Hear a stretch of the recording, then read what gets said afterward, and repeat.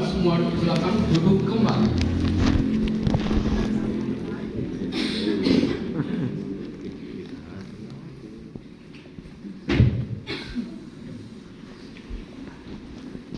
Yang saya muliakan Romo Pandita dan Dharma Majelis Agama Buddha dari Dharma Indonesia, yang terhormat para pengurus Wihara Dharma Pala, yang saya hormati Bapak Ibu dan saudara-saudari sedharma, selamat malam, terimalah salam dalam Dharma, Namo Buddhaya. Namo.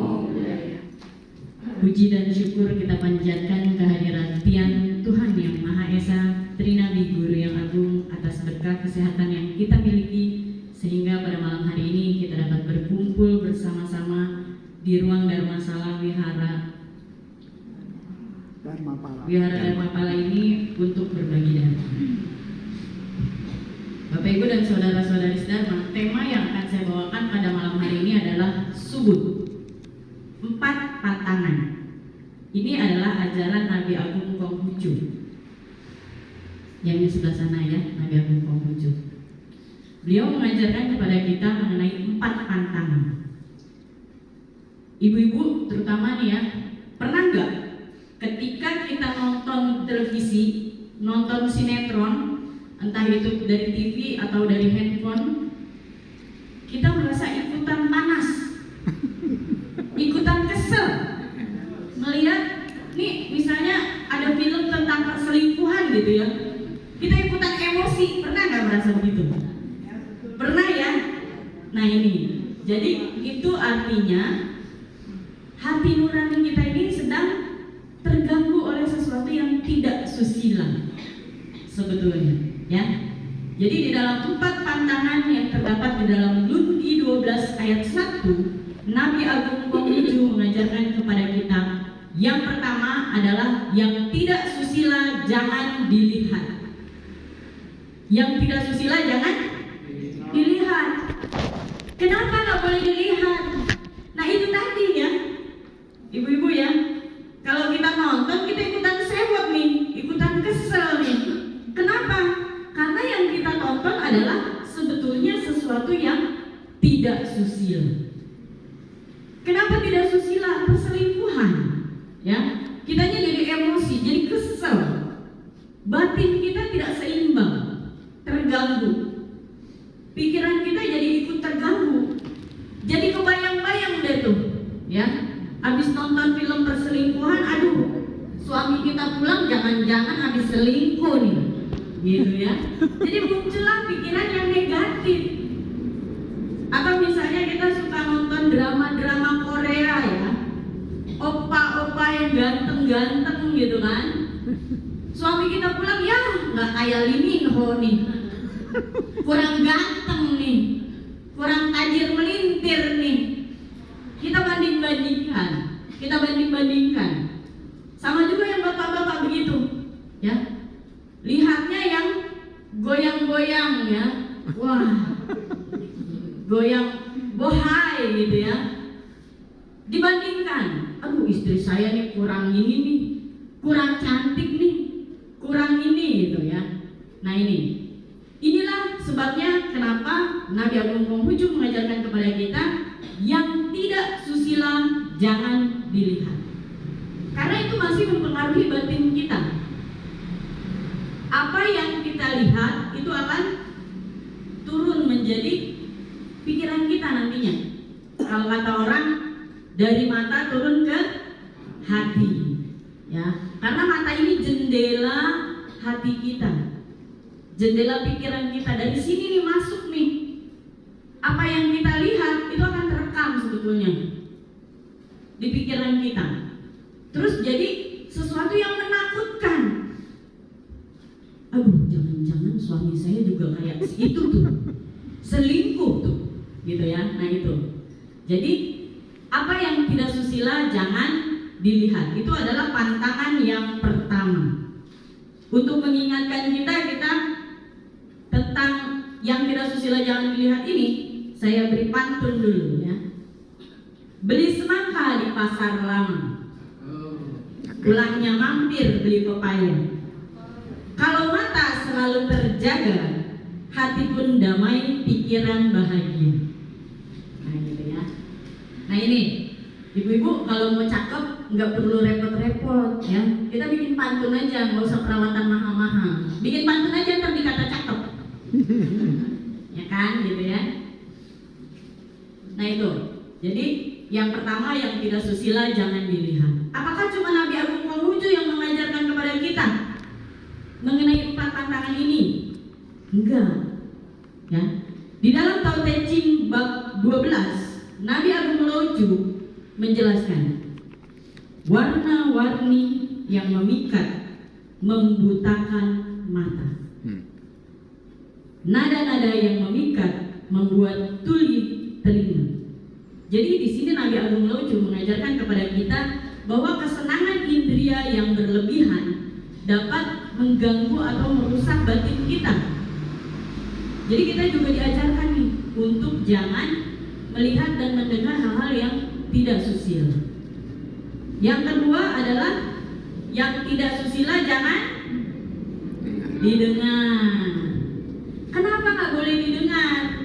Ini telinga kita luar biasa loh ibu-ibu. Ya, luar biasa. Kenapa? Bukan cuma suara ayam tetangga yang kita bisa dengar. Bisik-bisik tetangga aja kita bisa dengar. Beda luar rumah nih kita bisa dengar nih. Wah, lagi berantem. Sama suaminya lagi berantem. Kita ketahuan gitu ya, kita lagi belanja. Ada yang bisik-bisik, kita bisa dengar juga. Nah itu kita bisa mendengar. Yang tidak susila jangan didengar. Kenapa nggak boleh didengar? Sama juga seperti tadi. Apa yang kita dengar itu akan mempengaruhi batin kita. Kalau kita sering mendengarkan parita-parita suci, kita sering belajar tentang hal-hal yang baik, kita mendengarkan ceramah yang baik, mendengarkan dharma, batin kita akan menjadi lebih tenang. Tetapi kalau kita sering mendengarkan orang berantem, orang marah-marah, batin kita jadi terganggu. Kita juga jadi ikut-ikutan gitu ya. Jadi ikut-ikutan emosi. Yang kita lihat di HP juga sekarang banyak ya, orang udah nontonnya udah bukan TV lagi tapi HP. Lihat di HP, scroll TikTok. Orang marah-marah, seru nih. Kita dengerin. Akhirnya secara tidak sadar kita ikut. Ya, di dalam ini ada satu cerita pada waktu Yang Mulia Buddha hidup. Ini cerita mengenai seekor gajah. Jadi pada waktu Yang Mulia Buddha hidup, itu ada seekor gajah di istana. Gajahnya besar dan sangat jinak. Gajah ini diberi nama Parilea. Gajah Parilea ini adalah gajah yang sangat disayangi oleh raja. Karena dia jinak, penurut, nggak pernah marah, nggak pernah ngamuk. Jadi raja sangat sayang nih sama dia. Setiap kali ada upacara kenegaraan, pasti raja menaiki si gajah Parilea ini. Gajah ini kandangnya ada di dekat taman istana. Jadi dia sering mendengarkan lantunan-lantunan musik yang merdu. Dekat juga dengan kuti.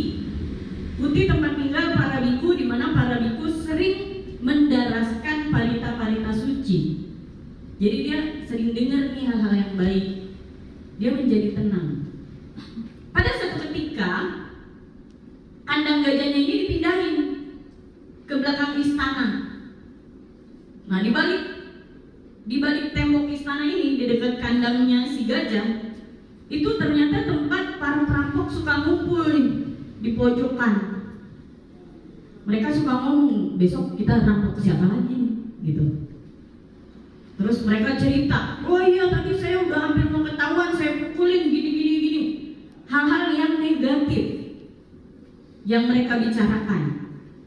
Gajah Parilea ini mendengar hal-hal yang negatif, sehingga dia berpikir, oh kalau mau jadi jagoan, kalau mau disenangin orang harus galak, harus marah-marah ya. Dia pun sering mengamuk jadinya, sering marah-marah, sering berbuat hal-hal yang nggak biasanya, sering gelisah. Sehingga raja bingung, kenapa ya gajah Galilea yang jinak berubah menjadi liar seperti ini. Raja pun kemudian menghadap kepada Yang Mulia Buddha, menanyakan kenapa gajah kesayangan saya ini berubah jadi galak perangainya. Kemudian Yang Mulia Buddha menanyakan dulu ya, emang ada perubahan nggak? Oh, diceritakan sama raja kandangnya berubah, pindah. Nah, kemudian Yang Mulia Buddha menjelaskan bahwa apa yang kita dengar itulah yang akan mempengaruhi batin kita. Nah, ini hati-hati nih buat yang masih punya anak-anak kecil ya di rumah ya, entah itu cucu kita atau anak kita. Apa yang dia dengar itu yang akan dia serap. Kalau di rumah kita sering marah-marah, ya jangan heran kalau cucu kita atau anak kita juga sering marah-marah. Karena itu yang dia dengar. Sama seperti gajah tadi. Kalau dia sering mendengar hal-hal yang baik, kalimat-kalimat yang lembut, maka dia pun akan mengikuti. Menjadi lemah lembut, menjadi baik. Ya, kalau dia sering mendengarkan parita-parita suci, maka dia juga akan menjadi penurut, akan menjadi anak yang baik. Nah, itulah sebabnya kenapa orang tua sangat tidak disarankan untuk bertengkar di depan anaknya, meskipun anak lagi tidur, karena alam bawah sadarnya tetap mendengar. Ya, itu yang kedua, yang tidak susila jangan didengar. Pantangan yang ketiga adalah yang tidak susila jangan diucapkan. Nah, ini nih kayaknya yang paling sering nih kita langgar ya Bapak Ibu ya. Paling sering nih, nggak sadar gitu ya kan. Saya pernah ditelepon sama seorang umat, nangis-nangis dia. Telepon, kaget saya ya. Kenapa Bu? Kenapa nangis Bu? Saya udah nggak mau kelihatan lagi Ramani. Loh, kenapa? Saya bilang, saya ini janda Ramani, tapi saya punya harga diri. Saya setiap ke wihara dijodoh-jodohin melulu sama duren sawit, duda keren sarang duit. Ya, biar kata sarang duit saya juga kagak mau Ramani. Saya ke wihara mau berbuat baik, mau mendengarkan dharma, mau berdana, mau membaca parita. Saya bukan cari jodoh. Mentang-mentang duren sawit, saya diojok-ojokin dulu. Nangis dia. Saya udah gak mau pelihara lagi. Saya bilang, ya itu cuma bercanda Ibu ya. Ibu harus datang ke wihara untuk diri kita sendiri. Nah, akhirnya Komi Tohut nih, Ibu masih akhirnya mau juga. Nah, ini kadang-kadang kita kalau ngomong gak pakai saringan. Apa yang kita ngomong asal ceplos aja gitu ya kan? Ada janda ini, ada duren sawit nih, mau kagak? Gitu ya kan? Buat kita itu bercanda, tapi buat orang lain itu melukai hatinya, melukai harga dirinya. Jadi kita harus pikir baik-baik sebelum kita bicara. Ada lagi teman saya bilang, oh papa mama gue mau sekarang udah gak mau pelihara. Saya bilang kenapa? Gak mau pelihara. Soalnya kalau pelihara nih, dari jauh temennya udah bilang begini, umat sembako datang, tahu aja mau bagi-bagi sembako nyari. Ya, jangan ya Bapak Ibu ya, jangan sampai kita terucap seperti itu, karena itu menyakiti perasaan orang lain. Buat kita mungkin bercanda ya kan, tapi buat orang lain belum tentu bisa terima. Gak mau lagi dah pelihara, habis disangkain mengambil sembako, padahal saya nggak tahu hari itu mau bagi sembako. Emang mau niatnya mau kebaktian. Nah, jadi akhirnya gak mau pelihara lagi. Ada lagi, lain lagi. Saya gak mau pelihara. Kenapa? Minder. Kok minder? Iya, habisnya setiap saya datang, gemuk banget lu sekarang. Ya ampun, makan apa sih? Ditiup apa gimana? Ya ampun, jangan begitu ya ibu-ibu ya. Kita gak boleh seperti itu. Kenapa? Karena menyakiti perasaan orang lain. Orang jadi nggak mau pelihara lagi. Banyak yang seperti itu ya. Nah itu, jangan sampai kita seperti itu. Kita berusaha melatih diri. Namanya manusia, pasti kita tidak luput dari dosa atau dari kesalahan, dari kesalahan. Tetapi kita berusaha, mulai sekarang kita berusaha jangan sampai ucapan kita menyakiti teman-teman kita atau umat yang lain. Ada juga yang datang, ih kurus banget sekarang, ya ampun, nggak dikasih makan apa? Nggak punya beras, nggak kuat beli beras. Ya jangan ya. Ada lagi kalau misalnya datang ke kedukaan, ya ini saya banyak dengar nih, datang ke tempat kedukaan, pada bungkus, diomongin dah ya, ini si ibu itu tuh tasnya gede banget, udah siapin plastik buat bungkus. Nah ini kita harus ingat tujuan utama kita datang ke wihara adalah untuk berbuat kebajikan, bukan untuk ngomongin orang, ya, bukan untuk ngejelek-jelekin orang. Ada lagi orang tempat kawinan datang ya kan, dia mah nggak makan, muter. Lu tau kagak sih itu tuh makan sate 10 tusuk. Ngapain ya? Kita nggak perlu menghitung sate orang ya, nggak ada gunanya buat kita. Nah ini, jadi jangan sampai kita melakukan kesalahan-kesalahan yang buat kita itu sepele tapi membekas di hati orang lain, menyakiti perasaan orang lain. Nah ini saya sekedar mengingatkan bahwa kata-kata itu membekasnya lama, jauh lebih lama daripada luka fisik sembuhnya. Ya, jadi kita harus menjaga ucapan kita dengan hati-hati. Jangan sampai kita menyakiti orang lain. Nah ini ada satu cerita di sekolah dasar Guangdong di China. Ini kisah nyata, Bapak Ibu bisa searching di internet. Ada seorang gadis berusia 12 tahun, masih SD. Dia memang berasal dari keluarga yang kurang mampu. Pada satu hari, ibu gurunya, guru matematika, bilang sama dia, ditunjuk nih anak nih, kamu bajunya dekil amat udah kayak topo. Ketawa semua temennya ya, karena emang benar bajunya agak lusuh ya, karena ayahnya hanya guru harian, jadi guru lepas, nggak pekerjaannya nggak ini ya, bukan memiliki pekerjaan yang tetap, temporary job ya.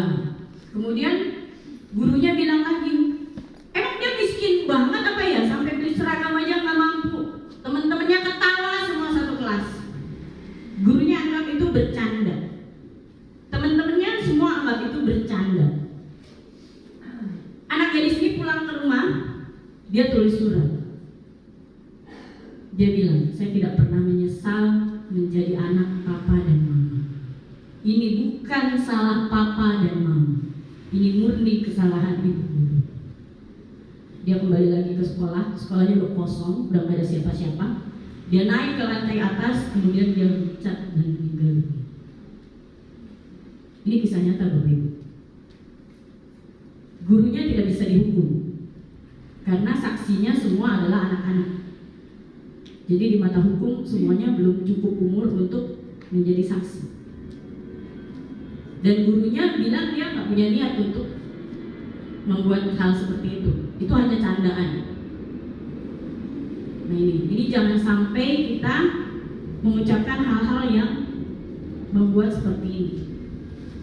Ada lagi satu kejadian di Amerika. Ini kisah nyata juga. Bapak Ibu bisa searching juga di internet. Kasus mengenai Conrad Roy III. Conrad Roy III ini adalah seorang anak SMA, usianya 18 tahun. Dia punya teman satu kelas namanya Michelle, usianya 17 tahun. Berarti secara hukum Conrad Roy III sudah dianggap dewasa, sementara Michelle masih anak di bawah umur karena baru 17 tahun. Conrad Roy III pada satu hari tanggal 12 Juli 2014 ditemukan meninggal dunia di dalam mobil bak ayahnya. Di dalam mobil bak ayahnya yang diparkir di depan sebuah supermarket. Meninggal karena menggunakan gas karbon monoksida. semua pintunya ditutup mobilnya, dia mengeluarkan gas karbon monoksida yang sudah dia siapkan. Meninggal dunia karena kekurangan oksigen. Kedua orang tuanya bingung, kenapa bisa terjadi seperti ini? Apakah ini pembunuhan atau apa? Diselidikilah. Setelah diselidiki di handphonenya yang pada waktu itu masih zamannya BlackBerry, terdapat pesan-pesan antara si Konrad Roy 3 ini dengan Michelle. Ternyata mereka berdua ini menjalin hubungan sebagai pacar. Jadi bukan sekedar teman sekelas. Si Konrad Roy 3 ini menyampaikan niatnya kepada si Michelle. Saya pengen bunuh diri. Didukung sama Michelle. Oke, lakukan sesuai yang kamu inginkan. Pada hari yang ditentukan, si Konrad Roy 3 ini udah membuka gas karbon monoksida di mobil ya. Dia ngap kan ya, barusan napas tuh dia. Udah ngap-ngapan dia keluar dari mobil. Dia buka pintu mobil, dia berjalan ke depan mobil. Ini mobil nih ya. Dia jalan ke depan mobil, dia telepon si Michelle pacarnya. Michelle, saya nggak kuat ah, saya nggak bisa napas, gitu ya. Gak kuat, saya sesak sekali rasanya. Michelle di rumahnya bilang, kamu gak boleh menyerah, tekad kamu harus kuat. Kamu udah setengah jalan, udah hampir berhasil. Masuk lagi dia ke dalam mobil, melanjutkan aksi bunuh dirinya. Sehingga besokannya ditemukan dia meninggal dunia. Bapak Ibu dan saudara-saudari sedang, Michelle dijuluki seorang gadis yang mampu membunuh tanpa menyentuh. Dia nggak menyentuh, dia ada di rumah. Konrad Roy 3 ada di dalam mobil, jauh dari rumahnya. Inilah kekuatan kata-kata. Maka dari itu kita harus hati-hati sekali dalam berucap. Jangan sampai kita merugikan orang lain. Tentunya banyak sekali kasus yang terjadi di sekitar kita yang diakibatkan oleh lidah tak bertulang. Betul ya? Belum lama mungkin Bapak Ibu pernah tahu ada seorang suami yang menusuk istrinya pada saat istrinya lagi live di Facebook, lagi nyanyi lagu rohani karaoke. Tiba-tiba suaminya pulang tusuk, meninggal dunia. Kenapa tuh bisa begitu? Karena ada temannya si suami ini bilang, tuh bini lu abis peluk-pelukan sama mantan suaminya di motor, bonceng-boncengan, mesra-mesraan. Panas dia. Nah ini, jadi hati-hati dengan ucapan kita. Yang mulia Buddha sampaikan di dalam Sigalowada Sutta Digha Nikaya 31 mengenai catuhi waca. Ucapan yang patut untuk kita ucapkan itu ada 4. Jadi ibu-ibu dan bapak-bapak, ketika kita mau berucap, kita harus diam dulu 3 detik. Nih tipsnya ya. Gimana sih caranya supaya kita nggak keceplosan ngomong menyakiti perasaan orang? Kita diam dulu 3 detik. Kita pikir dulu. Ada 4 ucapan benar yang patut diucapkan menurut Yang Mulia Buddha di dalam Dhammapada 133 tadi ya, Digha Nikaya 31. Yang pertama, apakah ini adalah hal yang benar? Benar kok orang teman saya tambah gendut.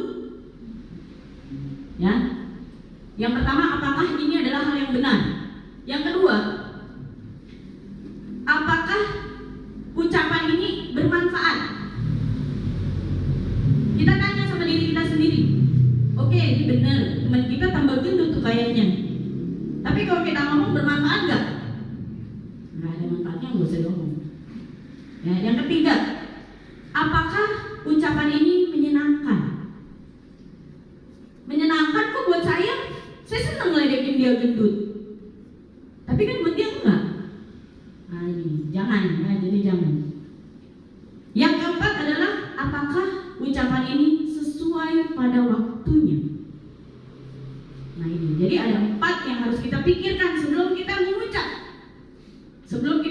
lihat dari jauh teman kita nih.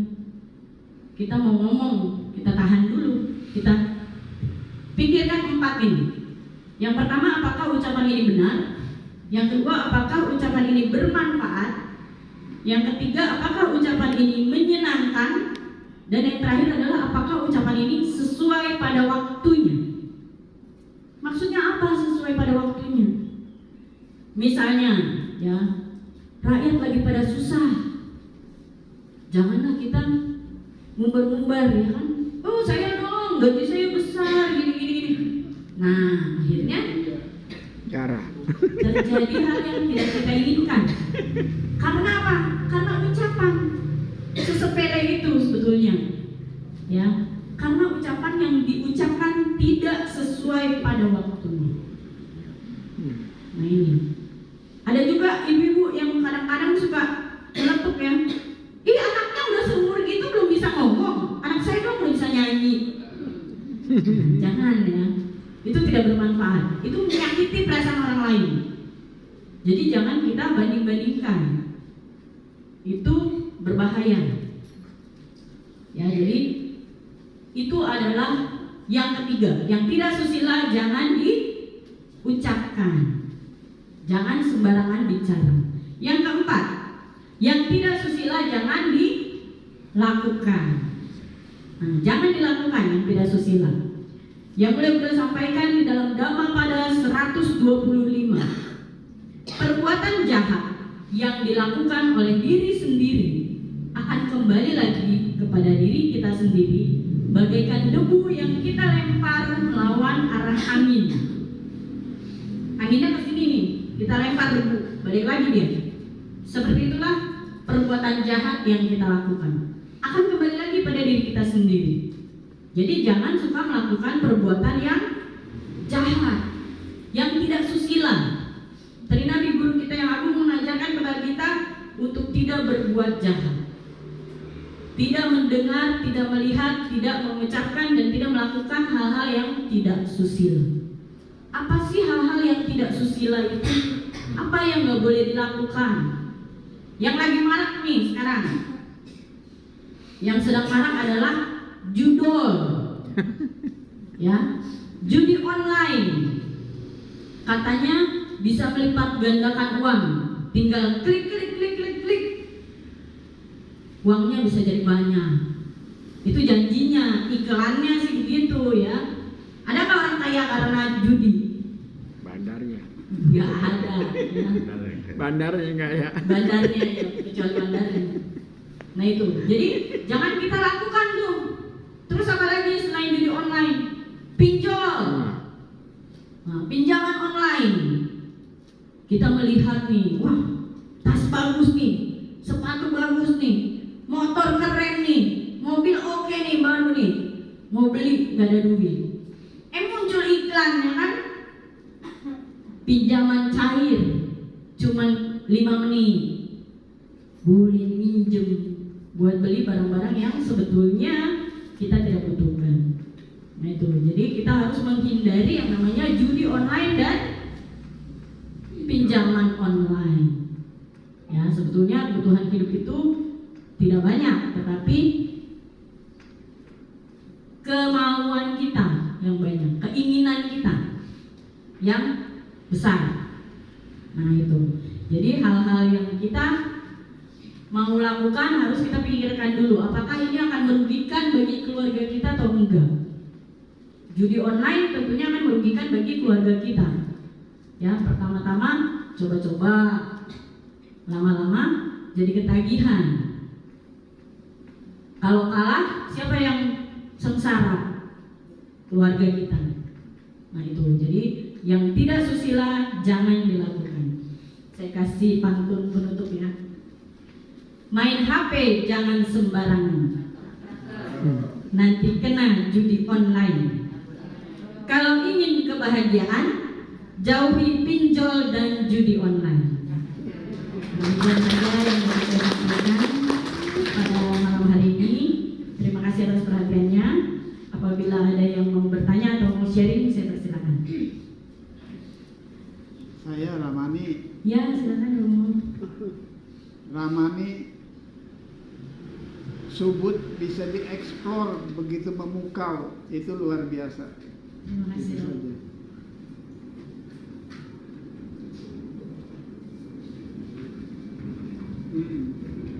Bagus, eksplornya bagus. Ya, silakan.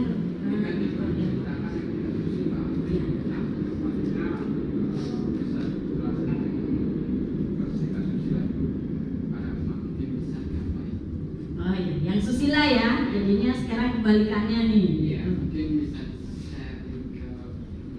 Iya, baik. Terima kasih Gorianto ya. Jadi kalau yang susila apa nih? Kan yang tidak susila tadi yang pertama jangan dilihat. Nah, terus yang susila yang boleh kita lihat apa? Orang yang sedang membagi sembako misalnya. Wah, kita lihat timbul keinginan kita untuk berbuat kebajikan. Kemudian orang yang sedang mengajar kepada orang lain, apalagi mengajar dharma ya.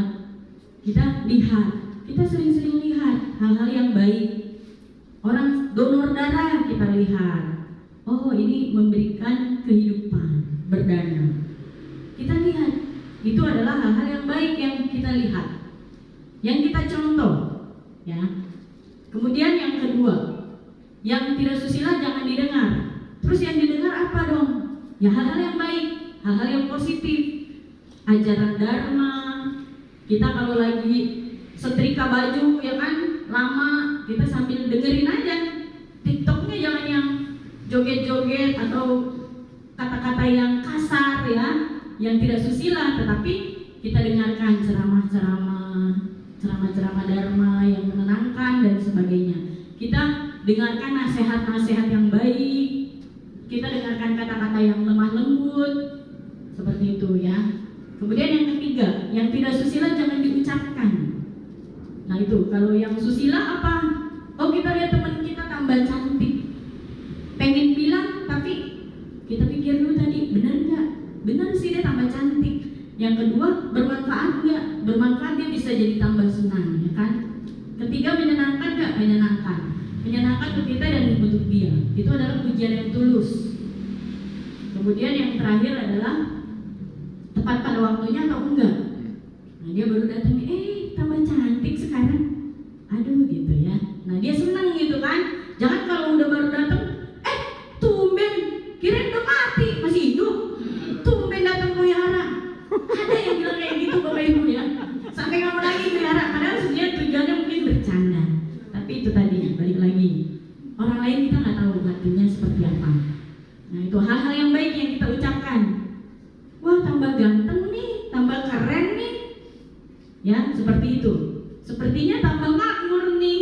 Nah itu, jadi orang seneng ya kan. Hal-hal yang baik. Tetapi pujiannya harus tentunya pujian yang tulus dari dalam hati kita. Dan yang terakhir, hal-hal yang tidak susila jangan dilakukan. Hal susila apa yang harus kita lakukan? Menjaga sila. Ya, menjaga sila.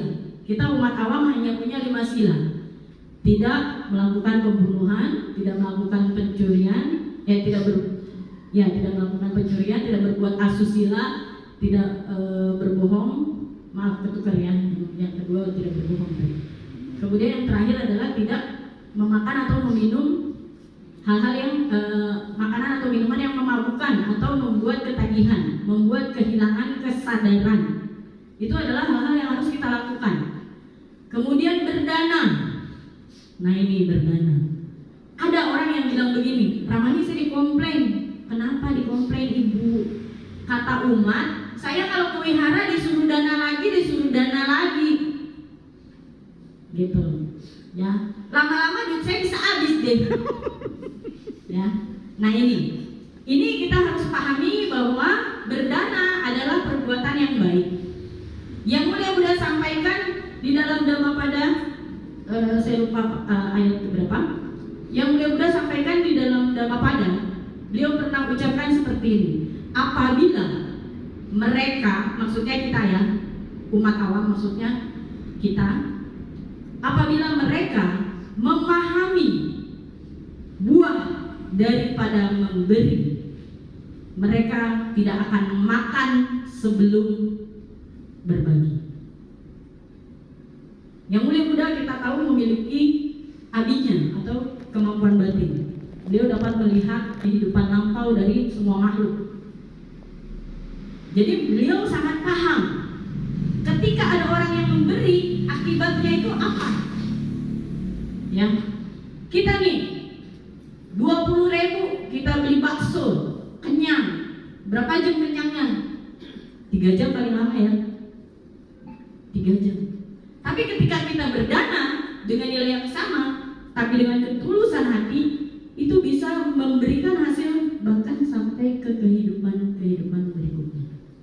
Inilah yang dikatakan oleh Yang Mulia Buddha, apabila mereka tahu manfaat daripada berdana, mereka tidak akan memakan sebelum berbagi. Bahkan suapan terakhir pun akan mereka bagi. Nah itu, karena Yang Mulia Buddha bisa lihat kehidupan lampau dari para makhluk dan akibat-akibatnya ini apa nih? Ya, jadi seperti itu. Jangan sampai kita salah paham ya. Kewihara disuruh dana dulu. Alam semesta ini juga punya satu hukum alam. Apa yang kita lakukan itu akan kembali lagi pada kita. Jadi kita nggak perlu takut. Ya, ada hukum karma. Kita tentunya harus memberinya juga sesuai dengan kemampuan. Bukan berarti kita sampai ngutang-ngutang gitu ya buat dana, jangan. Sesuai kemampuan kita. Tapi dengan hati yang tulus dan ikhlas. Itu manfaatnya luar biasa. Jadi itulah hal-hal yang perlu untuk kita lakukan. Hal-hal yang susila tentunya. Demikian Koryanto. Terima kasih. Ada lagi mungkin? Kalau tidak ada, saya tutup dengan doa.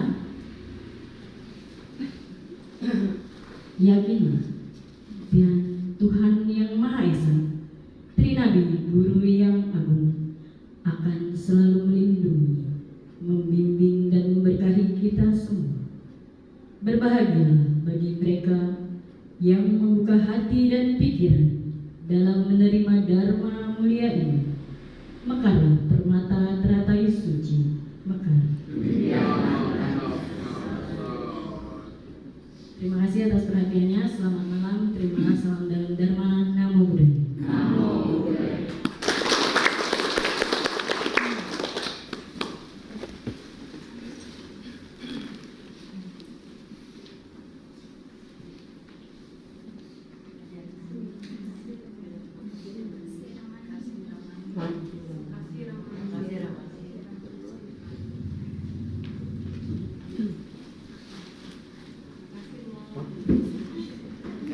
Ya, terima kasih kepada Ramani Lestari Adistu yang sudah memberikan sharing tentang 4 tantangan. Semoga kita bisa melaksanakan